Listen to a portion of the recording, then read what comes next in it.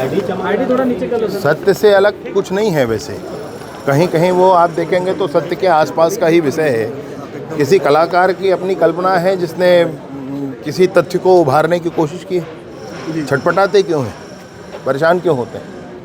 क्या ये क्रम चुनाव तक जारी रहेगा? देखिए, ये मैं क्या कह सकता हूँ इसमें, मतलब ये किसी कलाकार का विषय है, वो उनके हृदय में जो भाव आएंगे वो कहेंगे। आज ताम्रध्वज साहू को घेरे हैं और बीरनपुर की घटना का भी जिक्र है उसमें, जो बीरनपुर नहीं जगह यहाँ के क्या होंगे? आप बताएं सच है कि नहीं, आप बताएं वो सच है कि नहीं। वहाँ पर जो स्थानीय विधायक थे उनके घर से 5 किलोमीटर की दूर में उनका घर है, लड़के की हत्या हो गई, वो एक बार मिले नहीं उनसे जा करके। भाई हमारे यहाँ कवर्धा में दुर्घटना हुई है, 100 बार हो गया, मैं 100 बार तो खैर यूँ ही, मैं 10 बार हो गया परिवार से मिलते जुलते, कुचल छेम करते, जो सहयोग हो सके करते। क्यों नहीं गए भैया? कौन नाराज़ हो जाता यदि वहाँ जा करके वो उनसे मिल लेते? कौन नाराज़ हो जाता? कौन सा वोट बैंक उनका खिसक जाता? ये मामला है ना। लोकसभा चुनाव में क्या मुद्दे होंगे आप लोगों? विधानसभा का समझ, लोकसभा में क्या मुद्दे होंगे? देखिए साहब, तो समझ में आ रहा है आपका। देखिए साहब, मैं आपसे कहना चाहता हूँ कि केंद्र की सरकार ने जो काम किए हैं आपके सबके सामने हैं। अथक परिश्रम नरेंद्र मोदी जी ने किया है। उम्मीद है जनता को उनसे कि दुनिया भर में अगर देश के सामर्थ्य का डंका बजेगा तो वो मोदी जी हैं जिनके माध्यम से हो सकता है। राज्य की सरकार ने सिर्फ 90 दिन के अल्प समय में जो काम खड़े किए हैं वो आज देश में प्रतिमान हैं, और इसलिए मैं सोचता हूं कि ये दोनों बातें पर्याप्त हैं भारत भाजपा के लिए।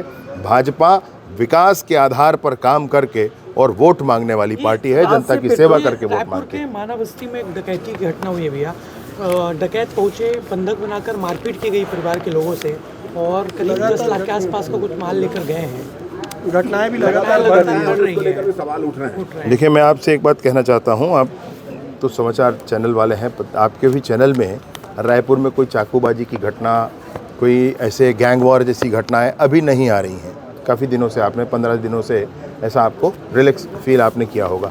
ये जो घटना है आप बता रहे हैं, मैं तुरंत ही इस पर वैसे कल का फीडबैक था इसमें, मुझे बिल्कुल उम्मीद है कि जल्द ही सब लोग पकड़े जाएंगे, और दंड भी के प्रावधान भी ऐसे करवाने की कोशिश है कि सबको सबक मिले। ऐसे करने वाले थोड़ा करने से पहले 100 बार सोचें। अच्छा, पेट्रोल डीजल की कीमतों में 2 रुपये की राहत दी गई है, लेकिन कांग्रेस कह रही है कि लोकसभा चुनाव से पहले मामूली राहत है, ऊँट के मुंह में जीरा के जैसा है। राहत तो राहत है साहब, मैंने 2 रुपये पेट्रोल और डीजल की कीमत में अगर राहत है तो आप उसका अमाउंट कुल मिलाकर सोचेंगे तो ये कितनी बड़ी बात होती है ना। मतलब एक ट्रक वाला जब डीजल भरवाते हैं तो उनको ध्यान में आता है कितना हो गया। हाँ, हम बाइक के हिसाब से सोचें तो एक अलग बात है, वो एक अलग विषय है। फिर भी जो राहत है वो मैं सोचता हूँ कि अच्छा है। इसे कांग्रेस राजनीतिक चश्मे से क्यों देख रही है हर मसले को ऐसे? अब भाई राजनीतिक चश्मे से देखने की तो उनकी आदत है। राम मंदिर का निर्माण हो रहा है, भव्य राम मंदिर में भगवान विराजित होने वाले हैं, उसको भी राजनीतिक चश्मे से देखा, कहा कि नहीं जाएंगे। CAA जैसा कानून है जिसमें किसी को नागरिकता देने का कानून है, उसमें भी कहा कि ये गलत है। तो भैया वो तो हर बात पर वही कर रहे हैं। तो जिसको सिर्फ विरोध के लिए विरोध करना है उससे आप कैसी उम्मीद कर सकते हैं? आप लोगों ने महतारी वंदन योजना शुरू करी, कांग्रेस ने महालक्ष्मी वंदन योजना शुरू किया, वो बोल रहे हैं कि हम 1 साल में 1 लाख रुपए देंगे। केंद्र की घोषणा है। देखिए, इससे पहले भी अगर आपने लोकसभा चुनाव में उनकी घोषणाओं को देखा होगा तो वैसी ही घोषणाएं थीं। पिछले लोकसभा चुनाव का भी आकर उनका घोषणा पत्र निकाल के देख लें, वैसे ही था।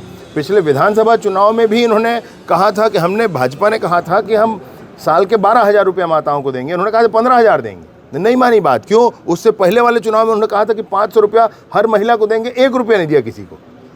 तो विश्वास का विषय है, मसला आंकड़े का नहीं है, मसला इतने लाख या उतने हज़ार का नहीं है, मसला विश्वास का है।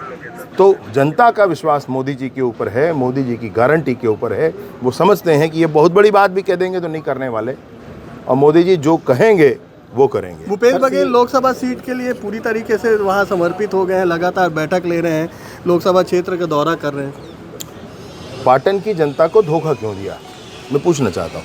भाई पाटन की जनता को आपको क्यों धोखा दिया आपने? अभी वहाँ से निर्वाचित जनप्रतिनिधि हैं वो, उनके पास जनसेवा का पूरा आधार है, वो काम कर सकते हैं। वो वहाँ से छोड़कर चले गए, अभी वो भाग क्यों गए मुझे ये समझ में नहीं आती बात। उनको बैठक लेने वाले कलेक्टर आप भी रहने वाले हैं, किन मुद्दों पर चर्चा होगी? ये तो सामान्य प्रशासनिक विषय हैं जिस पर बात होनी है। For more news updates, do subscribe, like, share and comment. Clipper 28.